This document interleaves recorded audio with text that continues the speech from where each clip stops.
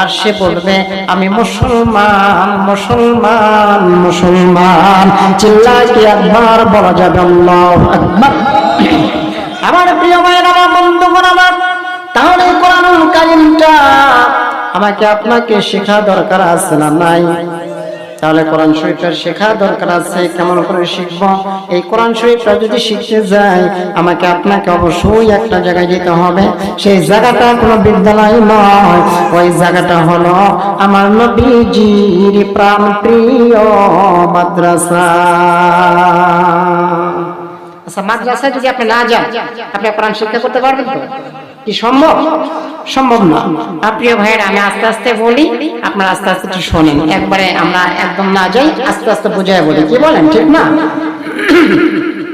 তাহলে আমার ভাইয়েরা, আমার বন্ধুগণ আমার, মহান আল্লাহ রাব্বুল আলামিন তার হাবিব জনাবে মুহাম্মদুর রাসূলুল্লাহ সাল্লাল্লাহু আলাইহি সাল্লাম আজ থেকে ১৫০০ বছর আগে হাদিসের মধ্যে তিনি বলে গেছেন, ক্বালা রাসূলুল্লাহ সাল্লাল্লাহু আলাইহি ওয়াসাল্লাম খায়রুকুম মান তাআল্লামাল কুরআনা ওয়া আল্লামা।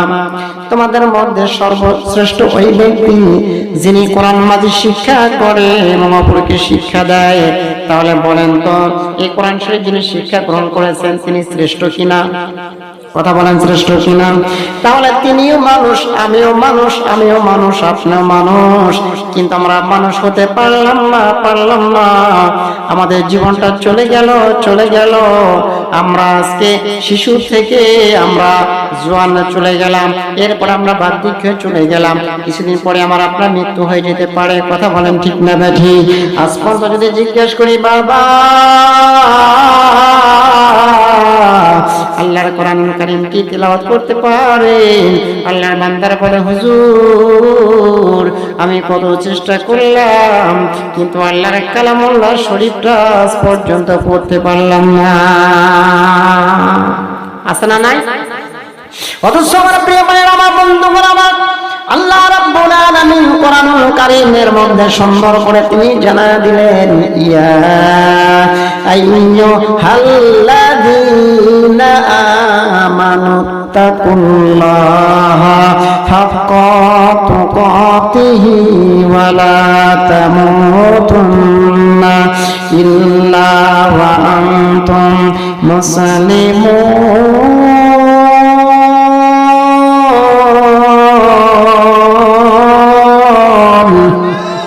আল্লাহ তাআলা বললেন, ইয়া আইয়ুহাল্লাযীনা আমানু, হে ঈমানদারগণ, ফাত্তাকুল্লাহা, আমি আল্লাহকে ভয় করো। এখন আপনারা জবান দিয়া বলেন, ভয় করা লাগবে কাকে? শুধু আজকে রাতের জন্য? কি বলেন, আজকের জন্য? এরপর যতদিন বাঁচবো সকল সময় তো নাকি বলেন? আমরা যে মনে করি যে আগামীকাল সবে বরাত, খুব ভাগ্যের একটা রাত্র, আমরা কোনোদিন নামাজ পড়ি নাই, ইনশাআল্লাহ সবে বরাতে আমরা নামাজ গিয়ে পড়বো, এরপরে আর পড়বো না। আমার ভাইয়েরা, শুধু একদিন কি নামাজ? কি বলেন, ওটি একদিন নামাজ? কিন্তু আমাদের সমাজের মধ্যে কিছু কিছু মানুষ আছে, তাদের নামাজ না পড়লেই চলে। আছে না নাই? আমাদের অঞ্চলে আছে, আপনাদের এলাকায় আছে কিনা আমি জানি না, তবে আমাদের এলাকায় বেশ কিছু লোক আছে, জিজ্ঞেস করলে কয়, হুজুর আপনারা তো মসজিদে গিয়ে সেজদা করেন, মানুষকে দেখান নামাজ পড়েন। আমরা দেখাই না, আমরা গভীর রাত্রিতে আমরা হেঁটে যেতেই পড়ি। কথা কোন আছে না নাই? হেরাও নামাজ পড়ে। তো ভাই দুঃখ থবেন করে, সামনে রমজান আসতেছে। আজকে সকালবেলা আমার এক খুব কাছের প্রিয় মানুষ অনেক রসিকতা করে, চেষ্টা চা খাওয়ার জন্য গিয়েছি। তা বললাম, ভাই সামনে তো মাহে রমজান আসতেছে ইনশাআল্লাহ, তো ভাই আপনি তো রোজা রাখবেন? ভাই আমি তো রোজা রাখবো, কিন্তু দোকান যে কি করি চাষটাও। আমি বললাম, ভাই গত বছর তো আপনারা সামনে দিয়ে একটা ব্যারিকেড দিছিলেন, সুন্দর একটা পর্দা টানাইছিলেন, মানে পর্দা করা ফরজ, আপনারা সেই ফরজটা আদায় করতে গিয়া যত মানুষ আছে সব নিয়ে ভিতরে ঢুকাইছেন। কেউ জিজ্ঞেস করে কইছেন যে আসার দরকার নাই, এখানে পর্দা হইতেছে, পর্দা। কথা কোন ঠিক না? ঠিক। তো ভাই এবার কি সেই অবস্থায় চলবে? কয় ভাই মানুষ যদি আইসে, এখন আমি কি করবো কম? তো বললাম, ভাই আগে নিজে ভালো হওয়া লাগবে, আগে নিজে ভালো হন। 11 মাস ব্যবসা করছেন, একটা মাস যদি আপনি ব্যবসা না করেন, আল্লাহ কি আপনার চালাবে না? কি বলেন, চলবে না? আচ্ছা, অনেক মানুষ অসুস্থ, তিনি যদি অসুস্থ আরো 10 বছর যদি থাকে, এরপরে কি তিনি আর রেজেক হবে না? কোন রেজেক হবে না? তাহলে আমাদের মধ্যে এই বিশ্বাস যে মাহে রমজান আসতেছে, পর্দা টানায়া চা বিক্রি করবো, দেওয়ালদের আগে চা খাওয়াবো, কি তার টেকনিক। অথচ আল্লাহ তাআলা বললেন, ডাইরেক্টলি আল্লাহ তাআলা বললেন যে রোজা রাখা ফরজ। তো ফরজ বিধানকে আপনি লঙ্ঘন করতেছেন। হুজুর আসেন, উপরে আসেন, হুজুর আসেন। কি বলেন, কথা ঠিক না? দুরূদ পড়েন, আল্লাহুম্মা সাল্লি আলা মাওলানা মুহাম্মাদ ওয়া আলা আলি সাইয়্যিদিনা। আমার প্রিয় ভাইরা, আমার বন্ধুগণ, আমার তাহলে মাদ্রাসায় যাওয়া লাগবে। মাদ্রাসা যাওয়ার পরেই কোরআনটা শিক্ষা করা যাবে। যারা মাদ্রাসায় যাবে না তারা কোরআন শিক্ষা করতে পারবে না। মাদ্রাসায় যারা যাবে, উলামায়ে কেরামের সোহবতে যারা থাকবে, হক্কানি আলেমের পক্ষে যারা থাকবে, অবশ্যই তারা চেষ্টা করলে কোরআনুল মাজিদ শিক্ষা করা সম্ভব। কি বলেন, সম্ভব না? আমার প্রিয় ভাইরা, আমার বন্ধুগণ, আমার এই একটা কোরআনুল কারীম, এই কোরআন শরীফটা মানলে কি হবে, ধরলে কি হবে, পাঠাইলে কি হবে? দুনিয়ার মধ্যে এত বই প্রস্তুত আছে গো, এত বই প্রস্তুত আছে, কিন্তু বাবা কোন ব্যক্তিকে যদি বলা যায়, বাজান আপনি বড় ডক্টরেট হয়েছেন, আপনি ইঞ্জিনিয়ার হয়েছেন, আপনি বড় বড় পদস্থ অর্জন করেছেন, আপনি শুধু এই বইটা 1 থেকে 5 পৃষ্ঠা পর্যন্ত আপনি পড়েন, পড়তে পারবে না, পারবে না। কারণ হলো তার মাথায় কাজ করবে না। অথচ আল্লাহ কালাম এই কোরআনুল কারীমটার মধ্যে 1 নয় 2 নয় 114টা সূরা আছে, আছে না নাই? কথা বলে, আছে না নাই? 114টা সূরা আছে। ছোট্ট একটা মানুষ হাফেজে কোরআন, মাত্র 7 বছর বয়স, তারে আপনার যেখান থেকে ধরবেন সেইখান থেকে পড়তে পারে, যেখানে ধরবেন সেখান থেকে পড়তে পারে। এর মানে হলো কোরআন যারা পড়ে অবশ্যই আল্লাহ তাদের প্রতি রহমত নাজিল করে। আমার প্রিয় ভাইরা, আমার বন্ধুগণ, আমার কোন এক এলাকাতে একটা লোক মারা গেছিল। মারা যাওয়ার পরে এলাকার মধ্যে কোনো আলেম নাই, কোনো বুজুর্গ ব্যক্তি নাই। আজ থেকে দীর্ঘদিন আগে আলেমের অভাব ছিল, ইমামের অভাব ছিল, মসজিদগুলো থাকলো কিন্তু মুসল্লি ছিল না। কথা বলেন, ঠিক না ভাই? ঠিক। এখনো যে আছে তাও কিন্তু না, কিন্তু আগের তুলনায় এখন অনেক উন্নত। কি বলেন, ঠিক না বাবা? আগের তুলনায় এখন অনেক উন্নত। তাহলে আজ থেকে অনেক দিন আগে, বেশ কিছু বছর আগে আলেম ওলামা কম ছিল, মসজিদ মাদ্রাসা কম ছিল, তালিম কম হতো। কিন্তু মানুষ যখন মারা যাবে, মানুষ তার ওই ক্ষেত্রে মারা যাবে না, যার যখন মরণের চিঠি আসবে তাকে তখনই বিদায় নিয়ে চলে যেতে হবে। প্রিয় ভাইয়ের, আমার বন্ধুগণ, আমার আমরা এখানে যারা আছি, আপনারা বলেন তো মাহফিলটা শেষ হয়ে যাবে, আমরা যার যার মতো বাসায় চলে যাব, এমন কোন গ্যারান্টি দিতে পারবেন নাকি? এখানে এসেছি, এখান থেকে বাসায় ফিরে যেতে পারবো, এমন কোন ওয়ারেন্টি, গ্যারান্টি কি আমার আপনার আছে? কোনো গ্যারান্টি নাই। বাবা গেছে, দাদা গেছে, হ্যাঁ দাদা গেছে, সবাই চলে গেছে। একদিন আমাকে আপনাকেও সুন্দর পৃথিবী ছেড়ে অন্ধকার মাটির কবরে চলে যেতে কোনো সন্দেহ নাই। তাহলে আমাদের এলাকাতে মানুষ মরে যাওয়ার পরে একটা দোয়া পড়ে, আপনাদের অঞ্চলে পড়ে তো ভাই? পড়ে না? ইন্না লিল্লাহি ওয়া ইন্না ইলাইহি রাজিউন। আল্লাহর বান্দা মরে গেল, মরে যাওয়ার পরে তার নামে দোয়া করা হয়। ঠিক অনুরূপ ভাবে একজন আল্লাহর বান্দা, ইলম ছিল না, কালাম ছিল না, নামাজ পড়তে কিন্তু ভালোভাবে বুঝতো না, নামাজ পড়া যেত না, কিন্তু আল্লাহর বান্দার মধ্যে ছিল আল্লাহর প্রেম, আল্লাহর ভয় ছিল তার কলিজায়, কলিজার মধ্যে ছিল তার ভয়। কার ভয়? আরো জোরে। আল্লাহর ভয় ছিল তার মধ্যে। আল্লাহর বান্দার একটা করে যে টুকরা মেয়ে ছিল দুনিয়ার মধ্যে, কিন্তু বিবাহের উপযুক্ত বিবাহ হয় নাই। আল্লাহর বান্দা হাটে যাইতো, আল্লাহর বান্দা মাঠে যাইত, হাট থেকে আসতো, মাঠ থেকে আসতো, আসার পরে আমার ভাইরা, আমার বন্ধুগণ, আমার ওই ঘরের মধ্যে ঢুকবে, এমত অবস্থায় ঘরের ভিতরে তাকাইতেই দেখতেছে ঘরের মধ্যে একটা তাক আছে, তাক বাঁধা আছে, তাকের উপরে আল্লাহর কালাম, আল্লাহর শরীফটা এমনি করে রেখে দিয়েছে।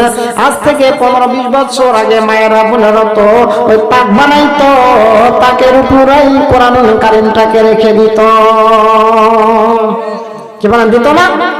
আল্লাহর বান্দা ঘরের মধ্যে তাকাবে, তাকানো মাত্রই তার দৃষ্টিটা চলে গেল কোরআনুল কারীমের উপরে।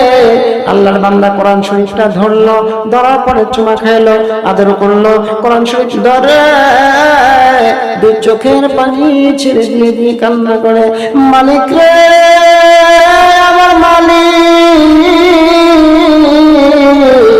আমি জানি এটা তোমার কালাম, তোমার কালাম, তোমার কালাম।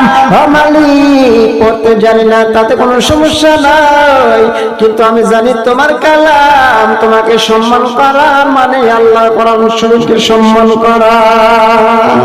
এই কথাটা বলে আল্লাহর বান্দা কান্না করে। ওইদিকে মেয়েটা ডাক দিয়ে বলে, বাবা আপনি কান্না করেন, আপনি তো পড়া জানেন না। আব্বা ডাক দিয়ে বলে, মারে মা, অন্তরের মধ্যে ভালোবাসা আছে বেশি। আমার আল্লাহ যার মধ্যে অন্তরের মধ্যে কলবের মধ্যে ভালোবাসা আছে, আমার আল্লাহ তাআলা মানুষের চেহারা দেখে না, মানুষের সুরূপ দেখে না, মানুষের কথাবার্তা দেখে না। আমার রব্বুল আলামিন দেখে মানুষের কলব, যার কলব ভালো আমার আল্লাহ তার জন্য কথা বলেন ঠিক না ঠিক? লা ইলাহা ইল্লাল্লাহ, লা ইলাহা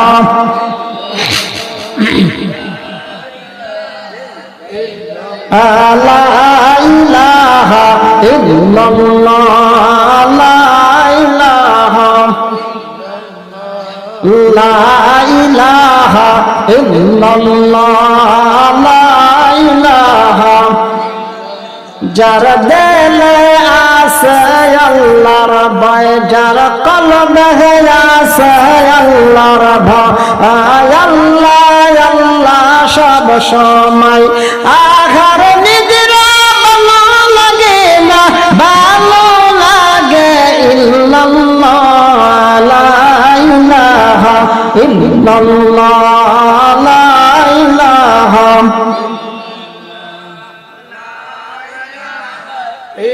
আমার প্রিয় ভাইরা, আমার বন্ধুগণ আমার, তাহলে আল্লাহর বান্দা কোরআনুল কারীমকে মহব্বত করতেছে, কি বলেন ঠিক না বাজান? মহব্বত করার দরকার আছে না নাই? কোরআন শরীফকে মহব্বত করতেছে, একজন পড়েই মহব্বত করে আর একজন পড়তে জানে না, কিন্তু শুধু মালিকের কাছে বলে, মালিক পড়তে জানে না, পড়তে জানে না। যে ব্যক্তি পড়তেছে তার কাছে যে বসে থেকে থেকে আল্লাহর কোরআনুল কারীমটা তিনি শ্রবণ করে, আছে না নাই? এটা হচ্ছে আবেগের ভালোবাসা, আছে না নাই? তাহলে আমার ভাইরা, আমার বন্ধুগণ আমার, তাহলে আমি বলতেছিলাম, ইয়া আইয়ুহাল্লাযীনা আমানুত্তাকুল্লাহ, আল্লাহ তাআলা বলেন, হ্যাঁ মুমিনগণ, আত্তাকুল্লাহ, আমি আল্লাহকে ভয় করো, হাক্কা তুকাতিহি ওয়া লা তামুতুন্না ইল্লা আনতুম মুসলিমুন, ততক্ষণ পর্যন্ত মৃত্যুবরণ করো না যতক্ষণ পর্যন্ত প্রকৃতি রূপে মুমিন বা মুত্তাকি না হও। কথা বলেন ঠিক না ঠিক? এই জন্য বাজার, আমি আপনি মুসলমান, যখন আমি আপনি মারা যাব, মারা যাওয়ার পরে কবরের মধ্যে রেখে দিবে, কবরের মধ্যে কয়টা প্রশ্ন হবে বাজান? কয়টা? খালি কি সিরাজগঞ্জ করবে না, আপনি এলাকায় করে? সব এলাকায় করে তো? 3টা প্রশ্ন করে। তাহলে 3টা প্রশ্ন কি বাংলা দেওয়া হবে না আরবি দেওয়া হবে? তাহলে আরবিক নিয়ে যদি আপনি ঠাট্টা তামাশা করেন, ওলামায়ে কেরামের বিরুদ্ধে যদি কথা বলেন, ও বাজান দি বাজান, কিছু কিছু মানুষ আছে তারা কালেমা পড়তে পারে না, তারা কোরআন শরীফ তিলাওয়াত করতে জানে না, 4টা কালেমা পড়ে না, 4টা কালেমা ধরলে পারবে না, তারপরে ওলামায়ে কেরামের বিরুদ্ধে কথা কয়, আছে না নাই? কি কোন আছে না নাই? ওলামায়ে কেরামের বিরুদ্ধে দেখসার মারে কথা বলে। বাবাজি আপনি জানেন না, আপনি যেদিন দুনিয়াতে আসছিলেন ওই দিন একটা হাফেজ দরকার হয়েছিল, যেদিন বিবাহ করছিলেন একটা ইমামের দরকার হয়েছিল, যেদিন শেষভাবে চলে যাবেন ওদিন একজন ইমামের দরকার আছে না নাই? কি বলেন, আছে না নাই? তাহলে এই দ্বারা প্রমাণিত হয় আমরা কোনো দিন কোনো সময় আলেমের বিরুদ্ধে কথা বলবো। কি কোন বলা যাবে? আমরা রাগ করতেছেন আপনারা? আচ্ছা, আমি যদি আর কিছুক্ষণ বলি শুনবেন তো আপনারা? আমার প্রিয় ভাইরা, আমার বন্ধুগণ আমার, তাহলে এই কোরআনুল কারীমটার মহব্বতের কারণে কি হয়ে গেল একটু লক্ষ্য করে দেখুন। আল্লাহর বান্দা কোরআন শরীফটা তেলাওয়াত করে, আল্লাহর বান্দা পড়তে পারে না, শুধু খুলে খুলে আল্লাহর বান্দা হাতটা বুলায়া দেয়, চোখের পানিটা ছেড়ে দিয়ে দিয়ে কান্না করে, হে মালিক আমার আল্লাহ, কোরআন শরীফ পড়তে জানি না মালিক, তাদের সমস্যা নাই, কিন্তু এটা তোমার কালাম, তোমার কালাম, তোমার কালাম। চোখের পানিটা জর জর করে জমিনের মধ্যে পড়ে যায়, ছেড়ে দিয়ে দিয়ে কান্না করে। এইটা কেউ জানে না, কেউ দেখে না রে। আপনারা বলেন তো আমার আল্লাহ দেখে কি দেখে না? আমার প্রিয় ভাইরা, আমার বন্ধুগণ, আমার কিছুদিনের মধ্যে আল্লাহর বান্দা দুনিয়া থেকে বিদায় নিয়ে চলে গেল, মরে গেল। মরে যাওয়ার পরে আমরা তার জন্য যেগুলা কাজ করি, কাফনে কাফন নিয়ে আসতে হয়, এরপরে কেউ না কেউ কবর করার জন্য চলে যায়, তারপরে কেউ না কেউ বাজারে বাস করার জন্য যায়, কেউ না কেউ চলে যায় পাতিলে পাতিলে আপনার গরম পানি জাল করার জন্য। আমরা কেউ চলে যাই রে বসি থেকে পালকিটা আমার জন্য যায় না বাবা? সবকিছু নিয়ে আসলো, আনার পরে গোসল টোসল করায়া নিয়ে যাবে। এখন মাটি হবে, জানাজা হবে। কি জানাজা করবে? আলেম নাই। আলেম ছাড়া তো সাধারণ মানুষ জানাজা করতে পারে? জানা লাগবে তো, নাকি বলেন? চারটা জিনিস জানা লাগবে না? জানা লাগবে। কেউ তো নাই, কেউ নাই। এলাকার মধ্যে তারা একটা পরামর্শ করলো, কি করা যায়? আমরা তো কেউ আলেমরা, আমরা কেউ জানি না। তাহলে লোকটা যে মারা গেল তার জানাজা দেওয়া লাগবে, তারপরে দাফন দেওয়া লাগবে। কি করা যায়? সবাই একটা বোর্ড গঠন করলো, একটা পরামর্শ করলো। পরামর্শ করার পরে তারা বললো, আপনাদের ধরেন এলাসিন ব্রিজের পাশে 4 রাস্তার মোড় আছে, ওই জায়গায় নিয়ে যান। নিয়ে গেলে কোনো না কোনো এক ব্যক্তি সারা দিনের মধ্যে একটা আলেম খুঁজে পাওয়া যাবে। আলেম হুজুরকে যখন দেখবো গো, আলেমকে নিয়ে আমরা যারা নামাজ সম্পন্ন করব, কিছুক্ষণের মধ্যে দেখা গেল একটা হুজুর আসতেছে, মাথার মধ্যে টুপি, মুখের মধ্যে দাড়ি, গায়ের মধ্যে পাঞ্জাবি, হাতের মধ্যে তাসবিহ। আল্লাহর বান্দা আসতেছে। আল্লাহর বান্দার ডাকা হলো, ও আল্লাহর বান্দা, তোমার কাছে একটা আবদার। কি আবদার? আমাদের একজন ভাই মারা গেছে, ভাইয়ের জানাজা নামাজ পড়াইতে হবে। আলেম নই, তুমি আমাদের আলেম, তুমি জানাজার নামাজ পড়ায়া দাও, পড়ায়া দাও। হুজুর জানাজার নামাজ পড়ায়া দিল। এবার বলল, হুজুর আপনি জানাজার নামাজ পড়াইছেন ভালো, কিন্তু ওই 3 জন মানুষ কবরের মধ্যে নামা লাগে, তারপরে দাফন দেওয়া লাগবে, মাটি দেওয়া লাগবে, আমরা কিছু জানি না। এবার চলেন যাই। হুজুর সকলে আবদার করার কারণে চলে গেল কবরস্থানে। মাইকে যখন নামানো হলো, কয়জন মানুষ কবরে নামে? আরো জোরে। আপনাদের এলাকায় নামে? নামে। 3 জন ভালো কবর মধ্যে নামে। আমার ভাইরা, আমার বন্ধুগণ, আমার 3 জন মানুষ যখন কবরে নামে, আস্তে আস্তে আস্তে আস্তে করে সবাই উঠে চলে আসে। কি করে আসে না? সবাই উঠে চলে আসে। পড়ে গেল আল্লাহর বান্দা একা। আল্লাহর বান্দা যখন একা হয়ে গেল, আল্লাহর বান্দাকে রেখে আসলাম। ও আল্লাহর বান্দারা, লম্বা চওড়া কথা, একটা কথা বোঝানোর জন্য অনেকগুলো কথা আমি আপনাদের কাছে নিয়ে আসলাম। কি মহব্বত করলে আল্লাহ আপনার পক্ষে রাজি হবে। এইবার আল্লাহর বান্দা,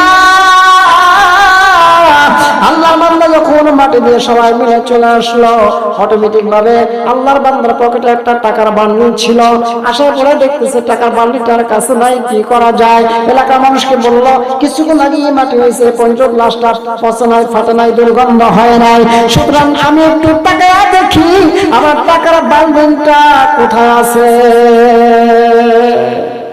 যখন ডাউনটা সরাইছে, সরানোর পরে দেখতেছে আমার টাকার বান্ডিল তো খবর নাই।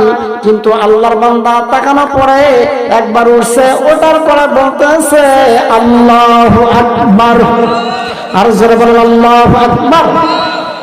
আর একবার তাকাইছে, আবার ওটা বলতেছে সুবহানাল্লাহ। এলাকার লোকজন বলল, হুজুর একবার তাকাইলেন, বললেন আল্লাহু আকবার। আর একবার তাকাইলেন, আবার বললেন সুবহানাল্লাহ। ব্যাপারটা কি? এবার হুজুর জিজ্ঞাসা, কি হয়েছে? জানো না, জানো না, জানো না?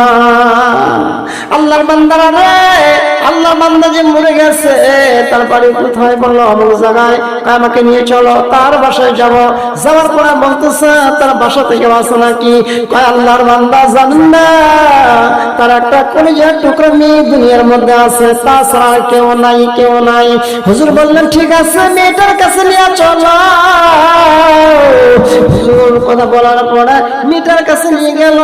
হুজুর ডাকতে বলেন, মা আপনার বাবার জীবনে কি নেক আমল ছিল আমার একটু বলবেন নি? যখন সুবহানাল্লাহ, কি ছিল নেক আমল? কি নেক আমল ছিল? আমার বাবার কোনো নেক আমল নাই, কিন্তু আমার বাবা একটা জিনিসকে বড় মহব্বত করতো। সুবহানাল্লাহ। সে মহব্বত আল্লাহ জিনিসটা কি? আল্লাহ কালামুল্লাহ শরীফ। এই কথাটা বোঝানোর জন্যই আমি এতক্ষণ পর্যন্ত আপনাদের কাছে ঘুরে ঘুরে এই জায়গায় আসলাম। কষ্ট হইতেছে আপনাদের? ঠিক আছে, তাহলে তোমার বাবা কি আমল করতো? বলতেছে আমার বাবা নামাজ পড়তো, কিন্তু নামাজ পড়া জানতো না। আমার বাবা রোজা রাখতো, কিন্তু রোজা ঠিক মতো রাখতে পারতো না। আমার বাবা কোরআন পড়তে পারতো না, কিন্তু আমি একমাত্র কলিজার টুকরা মেয়ে, আমার কথা বাবা শুনতো না, মানতো না।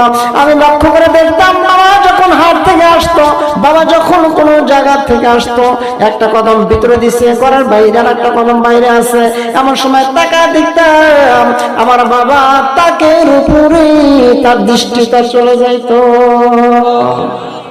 দৃষ্টিটা চলে যাওয়ার পরে আমি লক্ষ্য করে দেখতাম বাবার চক্ষু দিয়ে পানি।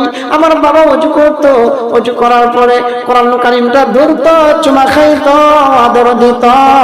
আমি আব্বারে বলতাম, আব্বা আপনি কোরআন শরীফ পড়া জানেন না, তারপরে এত কেন মহব্বত করেন? বললো, মা রে মা, জানো না রে মা, আল্লাহর সঙ্গে কথা বলা মানে কোরআন শরীফ তিলাওয়াত করা।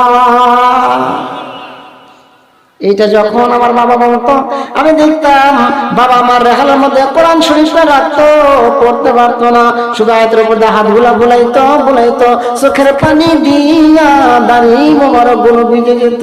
আমার বাবার কি মহব্বত ছিল, কি প্রেম ছিল কোরআনের সাথে। বাজানরা, আমি আপনার জীবনে কত গুনাহ করেছি রে বাবা, গুনার খবর যদি শুনতাম জানতো, কোনোদিন শুনতাম বাবা বলে পরিচয় দিত না। কথা বল না কেন? গুনার খবর যদি এলাকার লোক জানতো, রে এলাকার মধ্যে স্থান দিত না, ঘাট ধরে এলাকা থেকে বাড়ি করে দিত। আমি আপনি এত গুনাহ করেছি, স্ত্রী যদি জানতো আমার স্বামী বড় গুনাহগার, মস্ত বড় গুনাহ করেছে, স্ত্রী কোনোদিন সংসার করতো না, চলে যাইতো। কথা বলেন ঠিক না বাজি?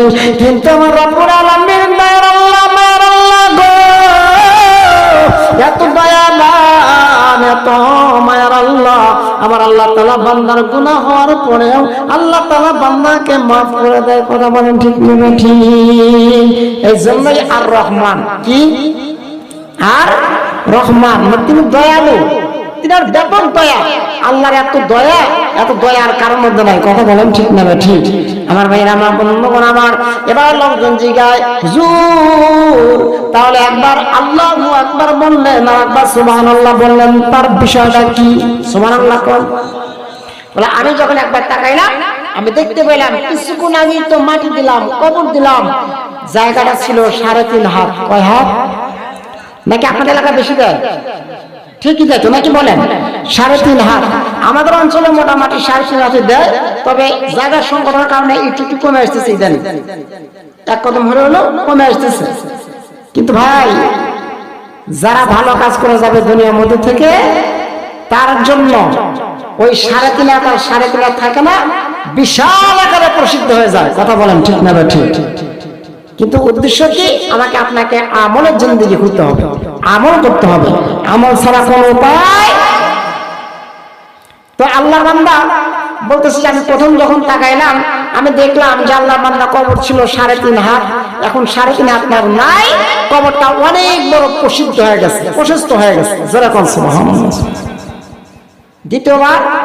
দ্বিতীয়বার আমি যখন তাকাইলাম, যখন উঠলাম, তখন দেখতে পাইলাম, তখন তাকে ঘেরান এমন ভাবে আসতো, একটু আগেই আমি মাটি দিয়ে গেলাম, কবরস্থ করে গেলাম, এখন দেখতেছি মেশক আম্বারা চাইতে ঘ্রাণ বার হয়। সেরকম সুবহানাল্লাহ। কিসের কারণে? শুধু কোরআন শরীফকে মহব্বত করার কারণে, শুধু ভালোবাসার কারণে। কথা বলেন ঠিক না ঠিক? তাহলে ভালোবাসা আমাকে আপনাকে আল্লাহর কোরআনুল কারীমের সঙ্গে করার দরকার আছে না নাই?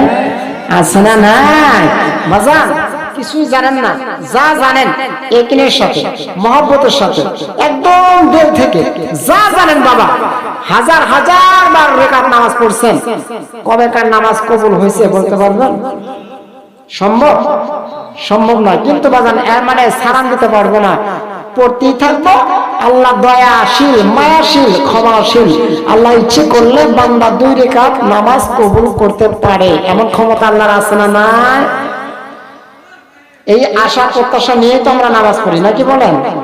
আমরা যদি প্রত্যেক রাকাত যদি কবুল করতে তাহলে এত নামাজ পড়া দরকার ছিল কি? কম ছিল কি ভাই? একদিন যদি আল্লাহ তাআলা কবুল করে হয়ে যাবে।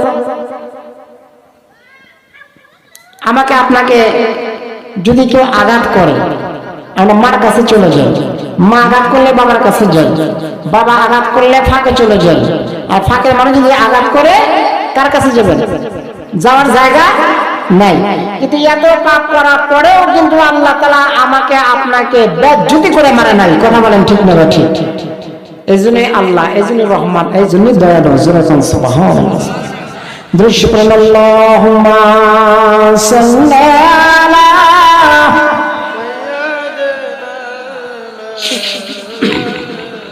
ওয়া আলা সাইয়্যিদিনা মাওলানা। প্রিয় ভাইরা আমার, বন্ধুগণ আমার, দেশটার নাম ছিল হাইটি। এই হাইটি দেশের মধ্যে একটা মাদ্রাসা ছিল, মাদ্রাসা দ্বীনি প্রতিষ্ঠান, দ্বীনি আলেম শিক্ষা করার জায়গা। আপনাদের অঞ্চলে অনেক জায়গায় হাফিজি মাদ্রাসা আছে না নাই? তাহলে হাফিজি মাদ্রাসা যে সকল ছাত্র ভাইরা লেখাপড়া করে 5 বছর, 7 বছর, 10 বছর, 12 বছর, 15 বছর, 20 বছর, কথা বলেন ঠিক না ঠিক? আমার ভাইরা আমার, বন্ধুগণ আমার, আপনারা ধনাঢ্য ব্যক্তির সন্তানরা কিন্তু হাফেজ হতে পারে না খুব একটা। গরিব মানুষ যারা, গরিবের সন্তান যারা, তাদের মাথাও ভালো, তাদের দেহ ভালো, যার কারণেই তারা 30 পারা কোরআনুল কারীমের হাফেজ হয়। কথা বলেন ঠিক না ঠিক? আমার ভাইরা আমার, বন্ধুগণ আমার, হাইটির মধ্যে কোন ঘূর্ণিঝড় শুরু হয়ে গেল, সিডার শুরু হয়ে গেল, অটোমেটিক ভাবে সব বিল্ডিং গুলো ভেঙে ভেঙে পড়া শুরু করে দিল। কিন্তু একজন আল্লাহর বান্দা, আল্লাহর বান্দা আপনার 2 নাই রে 30 পারা কোরআনুল কারীমের হাফেজ হয়েছিল। আল্লাহর বান্দা টুপি নেওয়ার কথা মনে নাই, জুব্বা নেওয়ার কথা মনে নাই, পাঞ্জাবি নেওয়ার কথা মনে নাই, কিছু নেওয়ার কথা মনে নাই। ওইদিকে ঝড় উঠে আসতেছে, তুফান উঠে আসতেছে। আল্লাহর বান্দা যখন মাদ্রাসার মধ্যে গেল, যাওয়ার পরে আল্লাহর বান্দা দৃষ্টি চলে গেছে ঘরের মধ্যে। তাকের উপরে যাওয়ার পর দেখতেছে একটা কোরআন শরীফ আছে, কোরআন শরীফটা এমনে এমনে করে দুলতেছে, মনে হয় পড়ে যাবে। জোরে কোন হয় না? জোরে সুবহানাল্লাহ। কোরআন শরীফটা দুলতেছে দুলতেছে, আল্লাহর বান্দার কোনো কিছু নেওয়ার কথা মনে নাই। আল্লাহর বান্দা কোরআনুল কারীমটা তিনি তার বুকের সঙ্গে লাগাইলেন, নিয়ে তিনি তারা বিল্ডিং এর মধ্যে চলে গেলেন, উপরে চলে গেলেন। যাবার পরে আল্লাহর বান্দা মালিকের কাছে ডাক দিয়ে বলে, মালিক, ও মালিক, আমার চাইতে পৃথিবীর মানুষের চাইতে সবচাইতে বড় সম্মানিত একটা গ্রন্থ, ওই গ্রন্থটার নাম হলো কোরআনুল কারীম। ওয়াল্লাহ, কোরআন শরীফটা ধরছে। আল্লাহর বান্দা বলে, কোরআন শরীফ আমি ছাড়বো না, ছাড়বো না, ছাড়বো না। অনেক অনেক ঝড় হয়ে যাচ্ছে। আল্লাহর বান্দা প্রথম দিন চলে গেল, দ্বিতীয় দিন চলে গেল, তৃতীয় দিন আল্লাহর বান্দা থাকতে পারে না। খাওয়া নাই, আহার নাই, নিদ্রা নাই, কোনো কিছু নাই। আল্লাহর বান্দা সহ্য করতে পারে না। আল্লাহর বান্দা ক্লান্ত হয়ে গেছে। আল্লাহর বান্দা কি করবে, কি করবে? মালিকের কাছে ডাক দিয়ে বলে, মালিক, মালিক রে, আমার শরীরে 1 ফোঁটা রক্ত থাকা পর্যন্ত কোরআনুল কারীম ছাড়ব না। ঠিক আছে, এরপরে কি হলো? আল্লাহর বান্দা দুর্বল হয়ে গেল। 3 দিন ধরে যে ব্যক্তি খায় না, তিনি তো দুর্বল হয় স্বাভাবিক। আমি কি কষ্ট দিতেছি আপনাদের? দুর্বল হওয়ার স্বাভাবিক, অস্বাভাবিক কিছু না। আল্লাহর বান্দা অটোমেটিক ভাবে চলতে পারে না, আর দাঁড়ায় থাকতে পারে না, কোনো কিছু করতে পারে না। বললাই এমন সময় আল্লাহর বান্দা তিনতলা বিল্ডিং থেকে নিচে পড়ে গেল। নিচে পড়ে যাওয়ার পরে দেখতেছে শুধু পানি পানি পানি পানি আর পানি আর পানি, আর কোনো কিছু নাই। আল্লাহর বান্দা কোরআন কারীমকে নিয়ে পড়ে গেছে। আল্লাহর বান্দা এ পর্যন্ত আল্লাহর কোরআন কারীমকে ছাড়ে নাই। আল্লাহর বান্দা এক হাত দিয়ে কোরআন ধরছে, আর এক হাত দিয়ে শুধু এরকম ভাবে সাঁতরাইতেছে বাঁচার জন্য। মানুষ যখন বিপদের মধ্যে পড়ে যায়, আপনারা বলেন সাহায্য করার কেউ থাকে না, শুধু থাকে একজন, তার নাম হলো, আরো যারা বলেন, আল্লাহ তাআলা বলেন ইয়া আইয়ুহাল্লাযীনা আমানুস্তাঈনু বিস-সাবরি ওয়াস-সালাহ ইন্নাল্লাহা মা'আস-সাবিরিন। আল্লাহ তাআলা বলেন ইয়া আইয়ুহাল্লাযীনা আমানু, হে ঈমানদারগণ, ইসতাঈনু বিস-সাবরি ওয়াস-সালাহ, ধৈর্যের সাথে নামাজের মাধ্যম দিয়ে সাহায্য চাওয়া লাগবে। কার কাছে? আর জোরে বলেন কার কাছে? তাহলে নামাজ দিয়া না নামাজ বাদ দিয়া? তাহলে নামাজ দিয়া যদি সাহায্য চাই, আল্লাহ শুনবে কি শুনবে না? এরপর আল্লাহ তাআলা বললেন ইন্নাল্লাহা মা'আস-সাবিরিন, নিশ্চয় আল্লাহ তাআলা ধৈর্যশীলদের সাথে আছেন। আদা টাকা আল্লাহর বান্দা সমুদ্রের মধ্যে পড়ে গেছে, কিন্তু আল্লাহর বান্দা সব ভুলে গেছে, কিন্তু একজনকে বলে নাই, জিনার নাম হলো আল্লাহকে বলে নাই। আল্লাহর বান্দা ডাকতে বলে মালিক, মা মা বলে যদি ডাকি, মা সাহায্য করতে পারবে না। বাবা যদি ডাকে, বাবা সাহায্য করতে পারবে না। এলাকার লোকজন সাহায্য করতে পারবে না। কে আমার উপকার আসবে না। ও মালিক, শুধু আপনি ব্যতীত আমার শরীরে এক ফোঁটা রক্ত থাকা পর্যন্ত মালিক রে জীবন আছে। আল্লাহর কোরআন ছাড়বো না, ছাড়বো না, ছাড়বো না। চিল্লায় কি একবার বলা যাবে আল্লাহু আকবার? আমার প্রিয় ভাইরা, আমার বন্ধুগণ, আমার এবার আল্লাহর বান্দা বলতেছে, ও দুনিয়ার সাংবাদিকেরা, তোমরা শুনে নাও, সম্মেলন করো, যাই কিছু করো, শুনে নাও, শুনে নাও। আজকে আমি বিপদের মধ্যে পড়ে গেছি। এই বিপদ থেকে উদ্ধার করার মতো কেউ নাই, কেউ নাই, শুধু আমার আল্লাহ ব্যতীত। আল্লাহর বান্দা বলে, আমার পরনে ছিল একটা লুঙ্গি আর গায়ে ছিল একটা জামা। আমি যখন চোখের মধ্যে পড়ে গেলাম, আপনারা বলেন চোখটা বেটেনি যায় না উজানি যায়? হ্যাঁ, বেটেনি যায় না? তাহলে আমি যতই শক্তিশালী হই, কতক্ষণ থাকা যায়? কি বাজান, ঠিক না? কতক্ষণ থাকা যায়? কিন্তু আল্লাহ বান্দা বলে, ও পৃথিবীর সাংবাদিকেরা, তোমরা জেনে নাও, তোমরা বুঝে নাও, তাম দুনিয়ার মধ্যে তোমরা ছড়ায় দাও, সম্মেলন করে জানায় দাও, এই সমুদ্রের মধ্যে কেউ নাই, কেউ নাই, কেউ নাই, একজন আছে গো, জিনার নাম হলো আমার আল্লাহ। এইবার আল্লাহর বান্দা বলেন, আমি যখন চোখের মধ্যে পড়ে গেলাম, আমার এক হাত দিয়া আমি যখন লোকের বইটার মতো যখন এরকম চালাইতেছিলাম বাঁচার জন্য, আমি দেখতে পেলাম আমার কোরআনুল কারীমটা ভিজে যাওয়ার কারণে সব পৃষ্ঠাগুলো চোখের সাথে রওনা দিয়েছে, ছিঁড়ে ছিঁড়ে যাচ্ছে, সকল পৃষ্ঠাগুলো চলে গেল। আমি ধরতে পারলাম না, ধরতে পারলাম না, ধরতে পারলাম না, সকল পৃষ্ঠাগুলো চলে গেল। মালিকের কাছে ডাক দিয়ে বললাম, মালিক, সকল পৃষ্ঠাগুলো চলে গেল, কিন্তু একটা পাতা আমি ছাড়ব না। আল্লাহর বান্দা বলে, পাতাটা আমি ধরে রইলাম। কিছুক্ষণের মধ্যে দেখতে পেলাম আমার যে পরনে কাপড়টা ছিল, কাপড়টা স্রোতের সাথে ভেসে চলে গেল, জামাটাও খুলে চলে গেল। আমি কেমন যেন হয়ে গেলাম। আল্লাহর বান্দারা লক্ষ্য করে শুনুন, এবার আসুন, আল্লাহ যদি ইচ্ছা করে বান্দাকে সমুদ্রের মধ্যে থেকে বাঁচাইতে পারে, এমন ক্ষমতা মালিকেরা আছে। আরো যারা বলেন আছে না? এই জন্য আমার ভাইয়েরা, আমার বন্ধুগণ, আমার আমি আপনি যতদিন বাঁচবো, যতদিন দুনিয়ার মধ্যে থাকবো, একটা কাজ আমি আপনি করে যাব। সে কাজটা হলো নেক আমল। কি আমল? নেক আমল। নেক আমলের মধ্যে অনেক কিছু থাকতে পারে। তার মানে আজকে যে আপনি মাহফিলের মধ্যে আসছেন, এটাও হতে পারে একটা নেক আমল। কি বাজার হতে পারে না। ও আমার বাজার না দিয়ে আমার ভাইয়ের আমার বন্ধুগণ, আজকে যখন মাইকিং হয়েছে, সারাদিন বড় মাইকিং হলো, আপনারা অনেকে নিয়ত করেছিলেন মাহফিলের মধ্যে যাব, অনেকে মুরব্বীরা নিয়ত করেছেন মাহফিলের মধ্যে যাব, আলোচনাগুলো শুনবো, কিন্তু আমার ভাইয়ের আমার বন্ধুগণ আমার মাহফিলের মধ্যে চলে আসছেন। আল্লাহ রাব্বুল আলামিন ফেরেশতাদেরকে ডাক দিয়ে বলে, ফেরেশতারা রে, ফেরেশতারা ডাক দিয়ে বলে, মালিক আপনার বান্দারা তো আপনার কোনোদিন দেখে নাই। আসলে আপনারা বলেন আল্লাহ কোনোদিন দেখছেন কি ভাই? দেখছেন? কোনোদিন দেখেন নাই, কিন্তু আল্লাহ যে আছে, আছে না নাই? তাহলে কিরামান কাতিবিন দুইজন ফেরেশতা দুইটা কাঁধে আছে না নাই? তাহলে দুইটা ফেরেশতা দুইটা কাঁধে আছে মানে তো দেখছেন কোনোদিন? দেখেন নাই। এর মানে বিশ্বাস থাকতেই হবে, বিশ্বাস থাকতে হবে না? বিশ্বাসী ভক্তি মেলে, বিশ্বাস যদি না থাকে কোনো কিছু রাগ করতেছেন আমার ভাইরা আমার বন্ধুগণ আমার। এবার আসুন আল্লাহর বান্দা ফেরেশতারা মালিকের কাছে ডাক দিয়ে বলে, মালিক তাহলে আপনি আপনার বান্দার জন্য কি পুরস্কৃত করবেন মাহফিলে যাওয়ার কারণে? কয় টাঙ্গাইল জেলা নাগরপুর এলিসান্ত্রী সংলগ্ন যুব সমাজ কর্তৃক আয়োজিত মাহফিল হয়েছিল। ফেরেশতারা জানো না কি রে ফেরেশতা, আমি আমার বান্দার জন্য একটা জিনিস বাজেট করেছি। মারহাবা, আরো জোরে মারহাবা।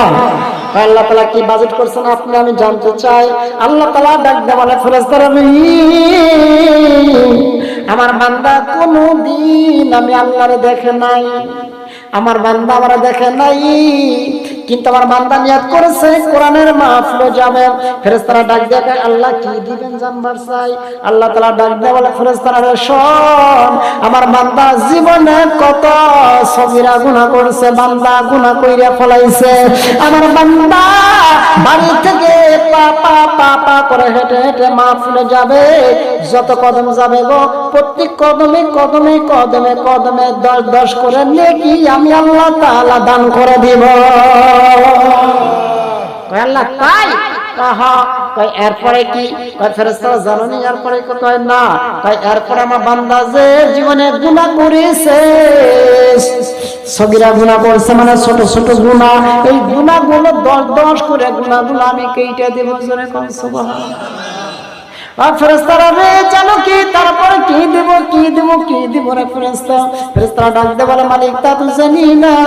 আল্লাহ তাআলা ডাক দিয়ে বলেন, ফেরেশতা বান্দা যখন মাহফিলের মধ্যে গিয়ে বসলো, শুধু তাই নয় বান্দা মাহফিলে গিয়ে বসার কারণে বান্দার যত কবিরা গুনাহ আছে, বড় বড় গুনাহ, যে গুনাহগুলো তওবা ছাড়া মাফ হয় না, বান্দা যখন মাহফিলের মধ্যে গিয়ে বসলো, বসার কারণে আলোচনা শোনার কারণে বান্দার জীবনে যত কবিরা গুনাহ আছে तमाम গুনাহগুলো আমি আল্লাহ মাফ করে দিলাম। আপনারা বলেন তো ক্ষমতা আল্লাহর আছে না নাই? আর জোরে বলেন আছে না নাই? আমার প্রিয় ভাইরা আমার বন্ধুগণ আমার, এইবার যখন আমি আপনি যখন মারা যাব, মারা যাওয়ার পরে সুন্দর করে যখন কবরের মধ্যে রেখে দিবে, 3টা প্রশ্ন করা হবে। মান রব্বুকা, আমার দিনুকা, আমার নাবিয়ুকা। কয়টা প্রশ্ন বাবা? 3টা প্রশ্ন হবে তো? 3টা প্রশ্ন। কিন্তু বাজান 3টা প্রশ্ন যে করবে, যাদের কাছে করবে তারা মানুষ, কিন্তু ফেরেশতার আকৃতি দেখার পরে আর মানুষ থাকবে না থাকবে না থাকবে না, ভয়ে কাম্পন্য সৃষ্টি হয়ে যাবে। কথা বলেন ঠিক না ঠিক? কিন্তু আমার ভাইরা আমার বন্ধুগণ আমার, যারা হকপন্থী, যারা নেক আমলদারি, যারা আমল করবে, যারা প্রকৃত মানুষ হয়ে নবীর প্রেমে মহব্বত নিয়ে যারা কবরের মধ্যে ডুববে, তারা ফেরেশতার সঙ্গে তর্ক করবে। কি কোন করবে না? বিশ্বাস হয় তো আপনাদের? ভাই জোর জার মূল নুকতা, এখানে জোর জার মূল নুকতা, আসল জোর হলো ওই জায়গায়। কথা কোন ঠিক না ঠিক?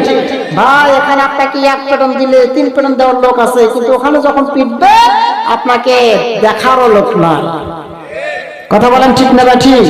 এই জন্য ভাই আমার আপনাকে ওই জায়গাকে সামিয়া নিয়ে যেতে হবে, ওই জায়গাকে আগে বুঝাইতে হবে। কি বলেন ঠিক না বাবা? দৃশ্য আল্লাহুম্মা সাল্লি আলা ওয়া আলা সাইয়্যিদিনা মাওলানা। তাহলে আমি বলতেছিলাম প্রিয় ভাইরা আমার, বন্ধুগণ আমার, তাহলে পার্লামেন্টের সিদ্ধান্ত হলো, মনে আছে নাকি আপনাদের? পার্লামেন্টের সিদ্ধান্ত করে আল্লাহ তাআলা কোরআন শরীফটা তার হাবিবের প্রতি নাজিল করলেন। সুবহানাল্লাহ করেন না? তা যার প্রতি নাজিল করলেন তিনি কি ছোট মানুষ? কি বলেন, ছোট মানুষ? তাহলে তিনি অনেক বড় মাপের মানুষ। শুধু তাই না, শ্রেষ্ঠ নেতা, শ্রেষ্ঠ পয়গম্বর, নবীদের নবী, নবীদের সরদার, দুজাহানুল কাওলাইন সাকলাইন, উম্মতের কান্ডারি, রাহমাতান লিল আলামিন, তার প্রতি আল্লাহ তাআলা কোরআন শরীফটা নাজিল করলেন। তাহলে বলেন তো, এই কোরআন শরীফটা মানলে সব আছে না নাই? কোরআন মতো যদি আপনি জীবন চালাইতে পারেন, তাহলে কোরআনের ক্ষমতা আপনাকে জান্নাত পর্যন্ত নিতে পারে। এই ক্ষমতা আল্লাহর কোরআনের আছে না নাই? তাহলে কোরআন দিয়া আমাকে আপনাকে চলা লাগবে। কথা বলা লাগবে না? কোরআন দিয়া যদি চলেন, বিপদ আসবে, মুসিবত আসবে, বালা আসবে, নির্যাতন আসবে, অত্যাচার আসবে, পেটুন খাওয়া লাগবে, দড়ি দেওয়া লাগবে। কথা বল না কেন? তাহলে সব কিছু হবে, কিন্তু কোরআন ছাড়া যাবে? কোরআন কি ছাড়বেন? ছাড়বেন না। এই জন্য কোরআন শরীফ মানলে জান্নাতে, না মানলে জাহান্নামে। আমার প্রিয় ভাইরা আমার, বন্ধুগণ আমার, পরিশেষে একটা কথা বলে যাই রে আল্লাহর বান্দারা, এরপরে আর কোনো দিন আসতে পারবো কিনা জানি না। বাবারে, মাহফিলের মধ্যে আসি, মাহফিল থেকে বাসায় ফিরে যেতে পারবো, কলিজার টুকরা সন্তানকে দেখতে পারবো, এমন কোনো ইখতিয়ার নাই। এই মাহফিল থেকে বাসায় যেতে পারবো কোনো গ্যারান্টি নাই। কিন্তু আপনি যে বাড়ির মধ্যে, যেই খাটের মধ্যে ঘুমাইতেন, খাটটা অনেক টাকা দামের খাট কিনছিলেন, খাটের উপরে আপনি শুয়ে থাকবেন, ঘুম পাচ্ছেন, কিন্তু দাদা আপনি আজকে রাত্রি মারা গেছেন, আর কোনদিন খাটের উপরে রাখবে কি? মাহফিল শেষ হয়ে যাবে, আপনার যার যার মতো বাসায় চলে যাব। যাবার পরে প্রাণের স্ত্রী, যারা স্বামীর আগে স্ত্রীরা ঘুম থেকে ওঠার যাদের অভ্যাস আছে, আর বর্তমানে কিছু কিছু মহিলা তো আছে স্বামীরা কয় আপনি উঠতে পারেন না। কথা কয় না রে আল্লাহ, আছে না নাই? মানে মহিলাও চাকরি করে, জামাইও চাকরি করে, কিন্তু দেখা যায় প্রাইমারি স্কুলের বেতন একটু কম না বেশি? ভাই বেশি না, মানে মেজাজি আলাদা আলাদা। কি কন? আমার এক বাইরে আছে, তো আমার এক বাইরে আছে, আমার স্বামীকে বিয়ে দিয়েছি। একটা গল্প করি, ছোট্ট গল্প, মনে নেন না। দুইজন মানুষ চাকরি করে, চাকরি করে ক্রানি পোস্টে, আর যারা হেডমাস্টার প্রাইমারি স্কুলে। তাহলে তো মেলা টাকা নাকি কম? টাকার গাদি। তা মাঝে মাঝে বাইরে আমার কয়, ভাই আপনি মেলা জায়গায় যান, কিন্তু ভাই আমাদেরকে দাওয়াত দেয় না। আমি কই, ভাই আল্লাহ পাক তৈরি করছে মানুষের বাড়ি খাওয়ার জন্য, আপনি তো করেন না। কথা বলেন ঠিক না? ঠিক। কারণ আপনার টাকা থাকতে পারে, কিন্তু মান তোমার জন্য কমাতে হবে, এটাই তো স্বাভাবিক। তাহলে আলেম যারা, আলেমদেরকে আল্লাহ তাআলা বেইজ্জতি করে। ভাই ৭,০০০ টাকা দিয়াও সংসার চলে, তারপরেও আলেমদের কাপড় দেখলেই তো মাথা নষ্ট। রাগ করতেছেন আপনারা? আমি কি রাগের কথা বলতেছি? ভাই তিনটা জামা ইস্ত্রি করা, অন্যান্য মানুষকে চিন্তা করে সবলা বেতনি পায় ৭,০০০ টাকা, বাচ্চা কাচ্চা মানুষ করে, ওষুধ পাতি কেনে, এরপরে কি পুষ্পা। আসলে আল্লাহর রহমত বরকত যার মধ্যে আছে, ১ টাকা হলেই তো অনেক। কারণ হালাল আর হারাম এমনিতে হয় না, হারাম দিয়ে কখনো সুখ পাওয়া যায় না, আর হালাল যদি ৫ টাকা হয় তার মধ্যে সুখ আছে। কথা বলেন ঠিক না? ঠিক। আমার প্রিয় ভাইরা আমার, বন্ধুগণ আমার, তাহলে আপনি স্ত্রী আজকে ঘুম থেকে উঠলো, ওটার পরে বলতেছে, প্রাণের স্বামী গো, মসজিদে আজান হইছে, নামাজে যাবেন না। স্বামী যখন ধাক্কা দেয় গায়ের মধ্যে, স্ত্রী যখন ধাক্কা দেয়, স্বামী আর কথা বলে না। এমনি লক্ষ্য করে আমার স্বামী তো এক ডাকে উঠে যায়, আজকে ৩-৪টা ডাক দিলাম, এখন পর্যন্ত অমুক আব্বা ওঠে না, কারণ কি? ধাক্কা দিছে গো, আল্লাহর বান্দা নাই, মাহফিল শেষ করে চলে গেছেন, ঘুমের মধ্যেই আপনার জীবনটা শেষ হয়ে গেছে। হতে পারে যে পারে না? স্ত্রী একটা চিল্লানি মারছে, বেটারা রে কোথায় আর সৃষ্ট তোর বাবা বুঝি আর দুনিয়ায় নাই। এবার যখন সন্তানেরা চলে গেছে, যাবার পরে দেখতেছে বাবা নাই। কিছু সন্তান আছে ঢাকার মধ্যে, কিছু সন্তান আছে বিদেশের বাড়িতে। সবাইকে টেলিফোন করা হলো, ঢাকার থেকে সন্তানটা আস্তে আস্তে করে বাবার খবর পেয়ে চলে আসতেছে, বাড়ির কাছাকাছি পর্যন্ত চলে আসলো। দেখতেছে আমাদের বাড়ির মধ্যে কেমন যেন লোকের লোকারণ দেখা যায়, সবার মাথার মধ্যে টুপি, কান্নার আওয়াজ পাওয়া যায়। কে যেন শুয়ে আছে গো, তার চতুর্পাশে কোরআনের হাফেজরা কোরআন শরীফ পড়ে পরে কি বলে না, এমনি করে পড়তেছে। আল্লাহ বান্দাটা চিল্লানি দিছে, মা আজকে বুঝি বাবা নাই রে, বাবা রে মা আজকে বুঝি বাবা। আপনারা বলেন তো, আমরা যারা আসছি আমাদের কার জানি মা নাই, কার জানি বাবা। মাহফিলটা শেষ হয়ে যাবে, যার যার মতো বাসায় চলে যাবো রে। যার বাবা নাই তারা বাবার ব্যথা বুঝবেন। জনম যখনই মা বেঁচে আছে, আমার কথা আমি বলি, গভীর রাত্রিতে সারা দেশি মাহফিল করে চলে যাই। বাজার বাদকালকে মাহফিল থেকে অনেক দূর থেকে আসতেছিলাম। আমি যখন বাসার মধ্যে চলে গেলাম, যাওয়ার পরে লক করলাম, লক করার পরে কেউ নাই কেউ নাই কেউ নাই। স্ত্রীকে ফোন করলাম, ফোনটা রিসিভ করলো না। ঘরের ভিতরে তাকায় দেখতে পাইলাম মার ঘরের মধ্যে কেমন কেমন যেন বাতিটা জ্বলতেছে। দাঁড়ানোর পরে মা ডাক দিয়ে বলে বেটাইছ। আমি বললাম মা গভীর রাত্রি হয়ে গেছে, মা আপনি কি ঘুমান না? যখন যখন মা ডাক দিয়ে বলে বেটা কেমনে ঘুমাই, তুমি যখন দেশে দেশে মাহফিল করার জন্য চলে যাও আর আমার বিছনায় সবাই ঘুমায় যায়, আমি মা ঘুমাই না। আল্লাহর কাছে দরখাস্ত দিই, আল্লাহ আমার কলিজার টুকরা সন্তানটা দেশের মধ্যে চলে গেছে মাহফিল করার জন্য, দিনই কথা বলার জন্য। রাস্তাঘাটে চলতে যায় কখনো যেন ব্যাঘাত না ঘাটে, অ্যাক্সিডেন্ট না হয়। আমি মা বিছানায় যায় নামাজটা বিছায় দিয়া রে তোমার জন্য দোয়া করি। শুধু বাবা দোয়াই করি না, তোমার জন্য বাবা নফল নামাজ পড়ে পড়ে মালিকের কাছে প্রার্থনা করি। জোরে কি একবার বলা যাবে ঠিক না ঠিক? আমার ভাইরা আমার বন্ধুগণ আমার, এবার যখন সন্তান চলে আসলো বাড়ির মধ্যে, কান্নার করে গেল। এলাকার মানুষগুলো বলে মানুষ মারা যাওয়ার পরে তাকে বেশিক্ষণ রাখা ঠিক হবে না, ঠিক হবে না, ঠিক হবে না। আপনার টাকা, আপনার পয়সা, আপনার বাড়ি, আপনার গাড়ি সব কিছু আপনি করলেন, কিন্তু খাওয়ার ভাগ্য নাই, খাওয়ার উপায়। কথা বলেন ঠিক না ঠিক? আজ না হয় কাল তুমি যাইবা কবরে, যাবার আগে দেখবে গো তোমার সবই রইল পরে, যাবার সময় দেখবে। আজ না হয় কাল তুমি যাইবা কবরে, যাবার আগে দেখবে গো। কথা বলেন ঠিক না ঠিক?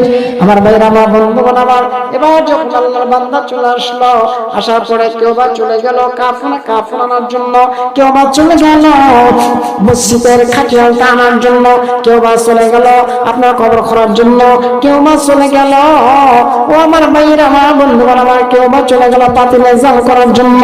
সবাই এক করে চলে গেল। আল্লাহর বান্দারা সুন্দর করে গোসল করাইয়া এমন ভাবে মোড়াইয়া দিল, দুই পার কাছে মোড়াইয়া দিল, মাথার কাছে মোড়াইয়া দিল। কথা বল ঠিক না ঠিক? এমনি করে দেওয়ার পরে আল্লাহর বান্দা জীবনের শেষ গোসল দিল গো। এরপরে কোনো দিন আর আল্লাহর বান্দার গোসল দেওয়া লাগবে কি? আর লাগবে না। এরপরে মসজিদ থেকে একটা খাটিয়ার আসতেছে, একটা পালকি আসতেছে। যেই খাটিয়ালটা, যে পালকিটা আজ থেকে 20 বছর 30 বছর আগে আমি দেখেছি, আজ থেকে 20 থেকে 25 30 বছর আগে ডুলি দিয়ে মানুষ বিবাহ করতো। কি করতো না? পালকি দিয়ে বিয়ে করতো না বাবা? পালকি দিয়ে বিয়ে করতো, 4 জনে নিয়ে যেত, স্বামীর স্ত্রীকে নিয়ে আসতো। ও মা এমন একটা লাল টুকটুকি শাড়ি পরিধান করে আপনার স্বামীর বাড়িতে আসছিলেন, দীর্ঘদিন সংসার করার পরে ওই বাড়ি থেকে আপনি বাইর হয়ে চলে আসলেন এমন একটা কাপড় পরিধান করে, যে কাপড়টা হলো সাদা মার্কিন কাপড়। কথা বলেন ঠিক না ঠিক? সাদা মার্কিন কাপড়, এই কাপড়টা পরিধান করে আপনাকে এমন একটা জায়গায় নিয়ে যাবে বাবা, যে জায়গায় যাওয়া যায় আর কোনোদিন ফিরে আসা যায়। ওই জায়গাটার নাম কি? অন্ধকার কবর। বাজান বলেন তো, সেই কবর যাত্রী আমি, আপনি, আমরা সবাই। কথা বলেন ঠিক না ঠিক? এক সেকেন্ডের কি কোনো গ্যারান্টি আছে? এক সেকেন্ডের কোনো গ্যারান্টি নাই। অথচ আমরা এই ছোট্ট হায়াত নিয়ে, ছোট্ট জীবন নিয়ে আমরা অনেক কিছু করি। কিন্তু বাজান একটা বার যদি লক্ষ্য করা যায় যে এগুলো তো আমার না, এগুলো কার জন্য করতেছি, এগুলো তো আমার না, একটা বার আপনার মনকে বুঝাবেন, দেখবেন যদি আপনার মনের মধ্যে একটু প্রশান্তি লাগে, একটু ভালো লাগে, দেখবেন অনেক কিছু পরিবর্তন হবে। কথা বলেন বাবা ঠিক না ঠিক? এই জন্য বাজার দুনিয়াটা ক্ষণিকের জন্য বাবা, দুনিয়াটা লম্বা সময়ের জন্য না, একদম ছোট্ট সময়। এই সময় যখন আমি আপনি এখানে এসেছি, এখান থেকে চলে যাব, এমন একটা জায়গায় চলে যাব বাবা, আর ফিরে আসা যাবে না। সে জায়গাটার নাম হলো অন্ধকার কবর। একটু জিজ্ঞাসা করেন লা ইলাহা ইল্লাল্লাহ।